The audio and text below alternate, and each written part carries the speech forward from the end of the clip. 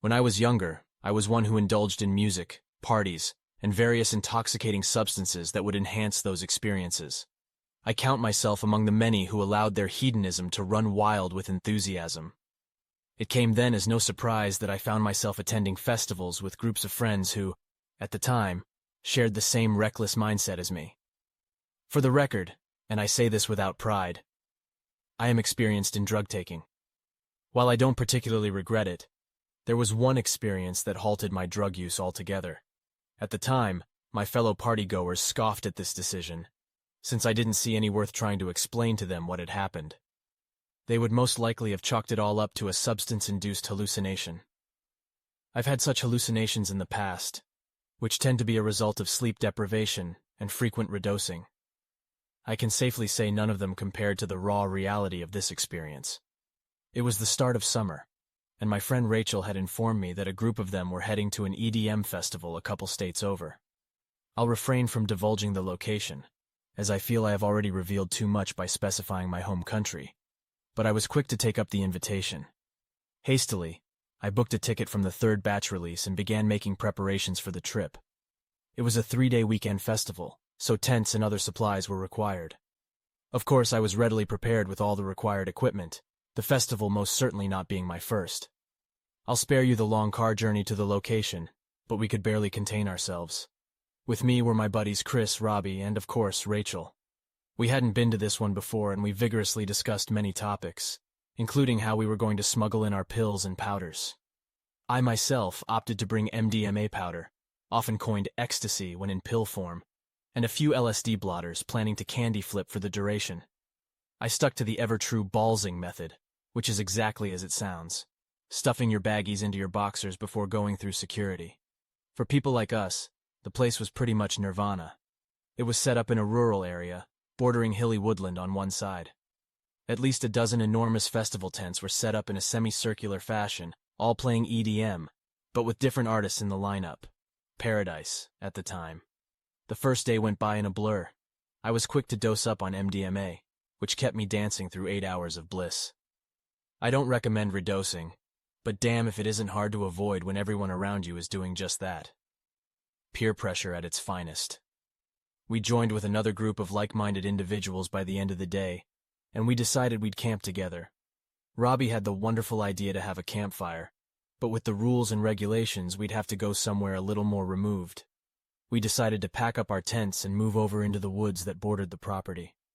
I was skeptical at first, but we came across a really nice spot at the top of a hill, from which the terrain descended and gave us a clear view of the treetops across the forest. Pretty much the perfect spot to watch the fiery sunset commonly associated with summer evenings, whilst also being out of eye and earshot from any uptight security personnel. After setting our tents up, drinking began without hesitation. The sun was getting low, and all in all I felt great, despite the onset of a come-down headed my way. We were able to gather up twigs and sticks fairly quickly, being in a forest, and use spent beer packaging to get the fire going. "Hey, want a bump?" Chris said, who I was sat next to on a fallen log near the campfire. He offered a bag of shardy powder, which I immediately recognized as ketamine. How could I have refused? It was such a perfect moment I couldn't put down a little dissociation. "You even have to ask?" A wide grin grew on his face, and he pulled out his car keys to scoop the powder. He sniffed a generous heap of the stuff before handing it to me. I crushed the bag a little, something Chris had forgotten to do beforehand, then took out a miniature, snow-covered mountain and practically inhaled it. I tasted the drip a little, but it wasn't so bad in comparison to what I'd been consuming earlier in the day. I felt it immediately. "Whoa, holy shit, dude. Feels like something they'd tranquilize a fucking rhino with," I said, words already becoming jumbled and merged together. "I know, right? Didn't even open it earlier. Been saving it for now." Robbie, eagle-eyed for intoxicants, practically teleported onto the log next to Chris. Probably just a side effect of the drug, but his sudden manifestation caused me and Chris to erupt in laughter. Robbie acted jokingly offended at this. "Didn't know there was an isomer that made you turn into an asshole," he chuckled. "Yeah, it's called dickheadamine," Chris said, barely containing his giggles. "Well, I'm feeling a little too respectful right now. Mind sharing?" "Of course," replied Chris, passing the paraphernalia to Robbie. Just then, a different feeling swept over me. It wasn't a feeling of nausea or anxiety, but it was like the late-day sunlight was coming in pulses. Like, I could feel the rays, as if they had weight and substance to them, increasing and decreasing in intensity as they swept across my face. I'd never felt anything like it from this type of drug before, so at the time I thought it was just the combination of whatever other chemicals were coursing through my veins in that moment. Tripping out, as one might call it. I chose to dismiss it and continue partying. Someone from the other group had brought out their speaker, a heavy and chunky thing that blasted bass into our bones. With the others dancing about the camp, I opted that one final redose of MDMA couldn't hurt. I'm not sure how long I flailed about in joy for, but when I went to sit down on the log for a breather, the horizon was already burning with a deep orange. "Need a cold one?" asked Robbie, who'd somehow pulled off the same teleportation trick from earlier. "Wha shit, dude? You got me again." Just one of my natural skills. You want one or not?" Yeah, crack me one," I gasped, the exhaustion from the day finally catching up to me. Robbie opened a can and handed it to me, though it wasn't as cold as he'd promised. We sat there chatting for a while, gazing over the flittering leaves below which reflected the dusk light. It felt serene, and I knew the money spent was not wasted. I became distracted at some point by a barely audible sound, somewhere off in the distance. Again, I thought nothing of it. I wasn't a stranger to the hallucinations brought on after heavy drug use, and I'd seen much worse. But the sound wasn't diminishing after some time, so I strained my ears to see if I could make out anything in particular. A light breeze had picked up, which made it more difficult, but after a short while I could definitely make something out. Machinery. That was the first word that came to my mind in an attempt to describe what I was hearing. The heavy clanking and whirring of fuel-powered mechanisms operating on a building site.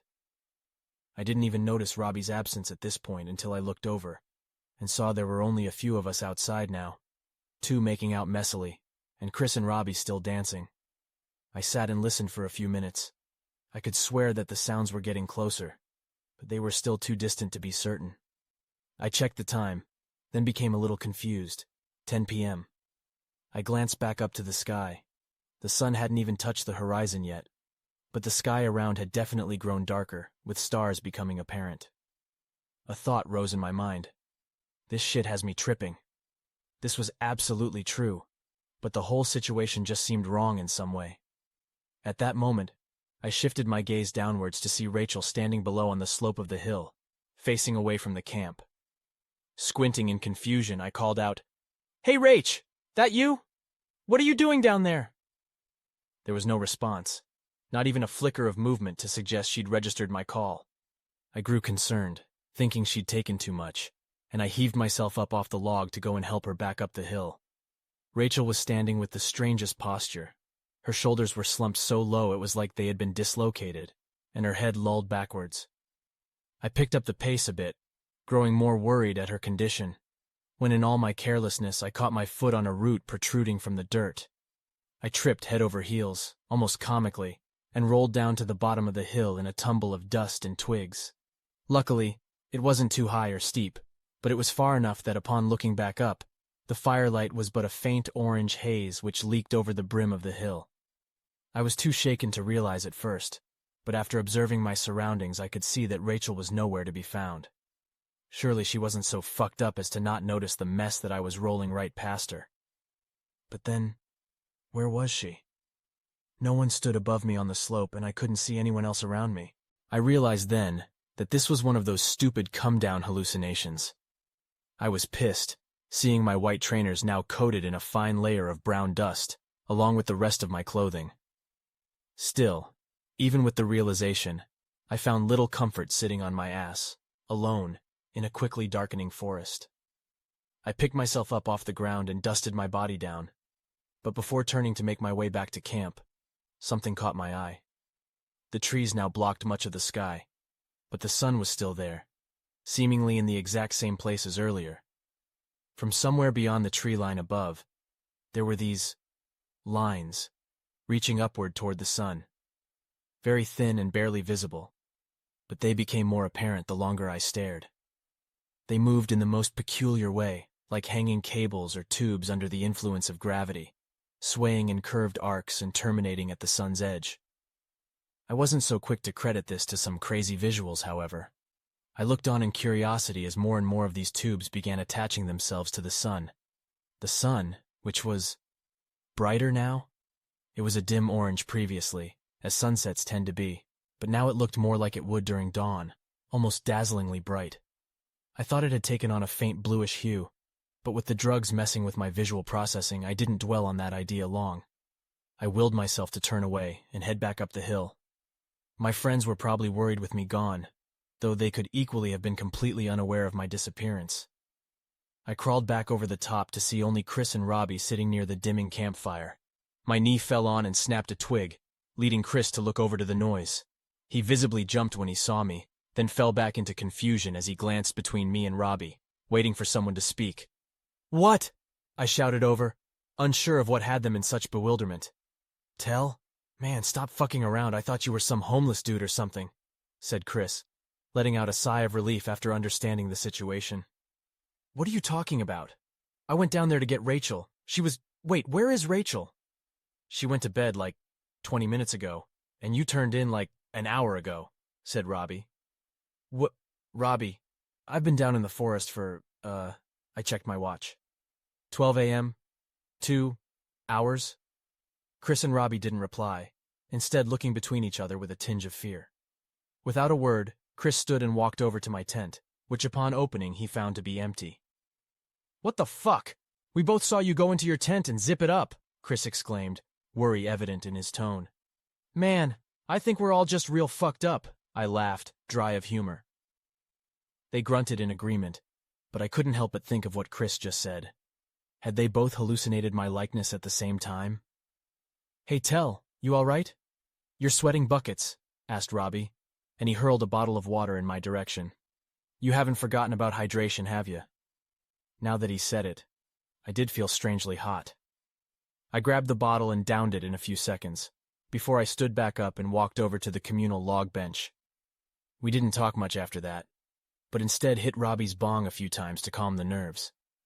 Stupidly, it hadn't occurred to me at the time to ask if they also saw what I saw. I was simply too enamored by the situation. Both of them went to bed after, but I told them I wanted to sit outside a bit longer to relax. The relaxation didn't come, though. To my dismay, the sun still hadn't set, refusing to budge from its perch above the horizon, and I could again hear those mechanical sounds from earlier, echoing across the valley. There was no doubt this time. They were louder, clearer, which, logically, meant that whatever was producing the sounds had moved closer. I was still under the impression of some grand hallucination when I heard a voice. No, that doesn't do it justice. I couldn't make out any words, but I somehow knew inherently that I had heard a voice amongst the distant clanging, not as a separate entity, but as if the industrial soundscape was synchronizing itself in such a way that the combined din formed a low metallic voice. Again, no words were apparent. Instead, a disordered mumbling that rang in between my ears. I noticed then the most bizarre sight yet. Despite the obvious abnormality of the pale sun hanging in the dead of night, I looked closer to see these faint lines drifting on its surface, forming an array of patterns which were slightly dimmer than the rest of the sun. Focusing more intensely now, it was... how do I even describe it? I'd tripped countless times before, but it looked nothing like the colorful, swirling visuals I was used to. It was like I was looking at an enormous, infinitely complex fractal, unfolding in writhing patterns of brighter and dimmer light. The longer I stared, the further the noises synchronized themselves, building until I undoubtedly heard the words, "This one." It sounded so articulated, there was no way my mind had just conjured it up from the random combination of sounds.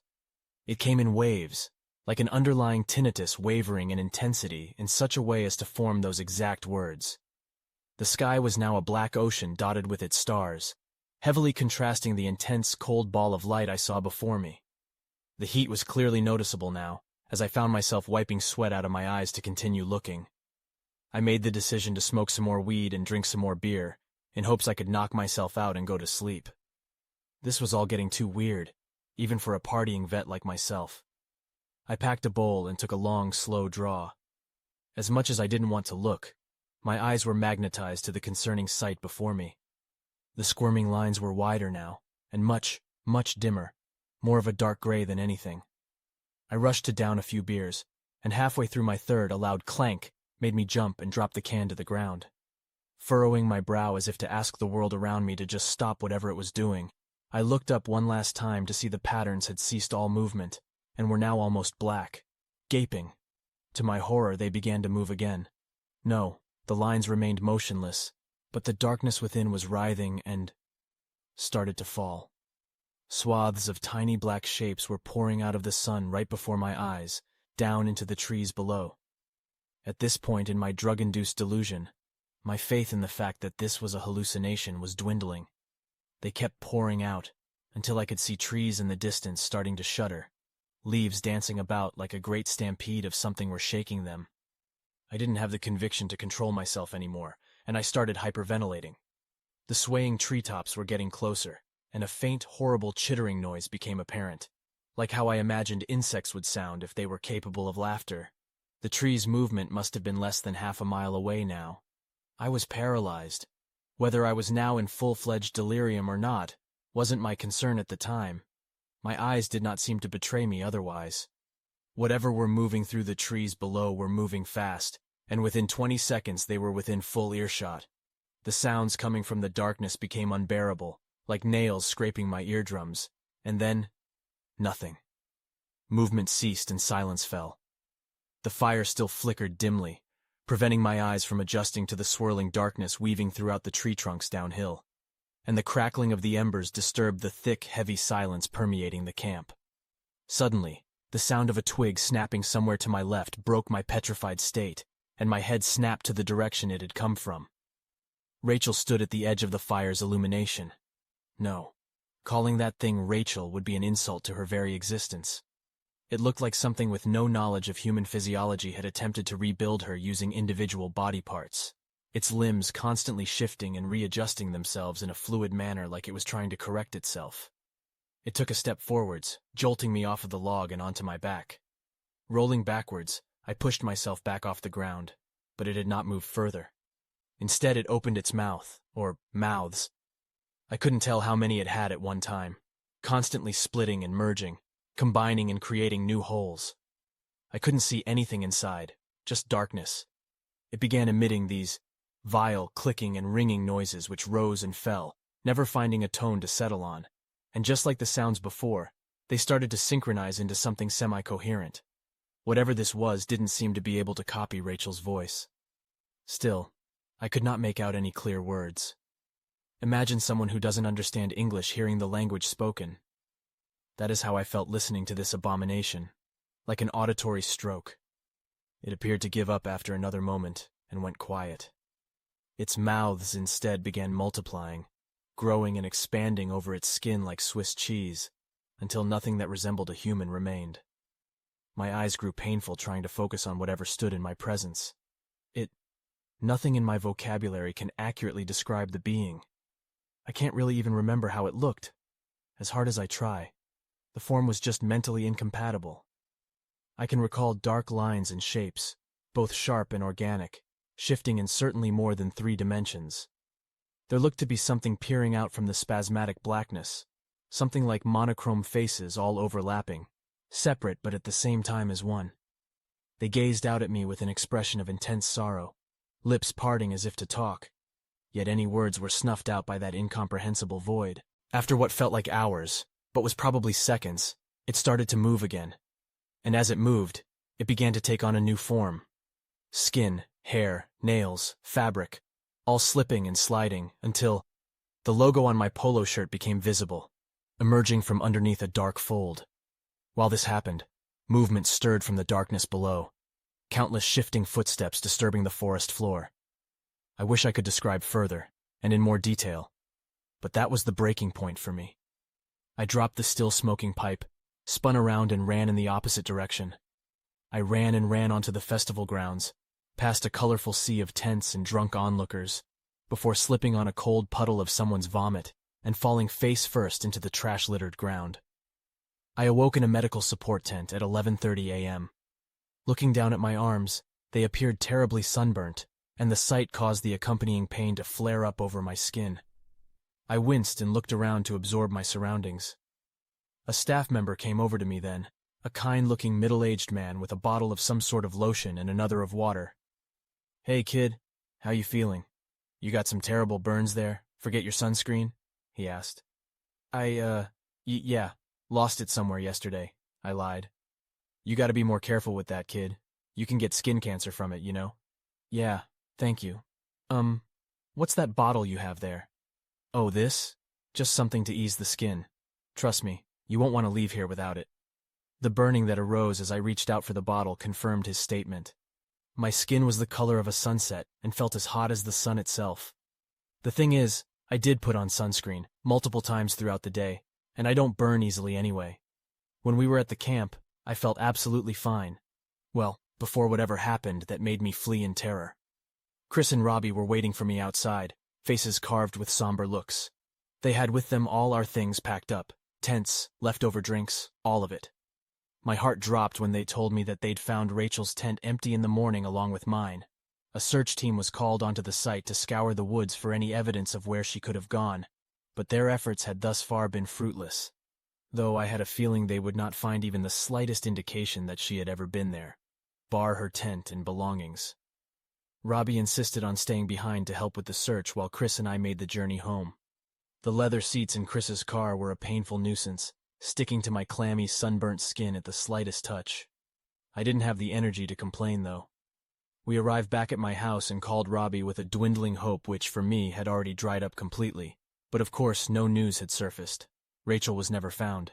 Even after the case was extended into multiple jurisdictions, any trail the police may have had soon ran cold. I haven't told my friends, but I know now that Rachel is undoubtedly lost forever to something beyond our comprehension.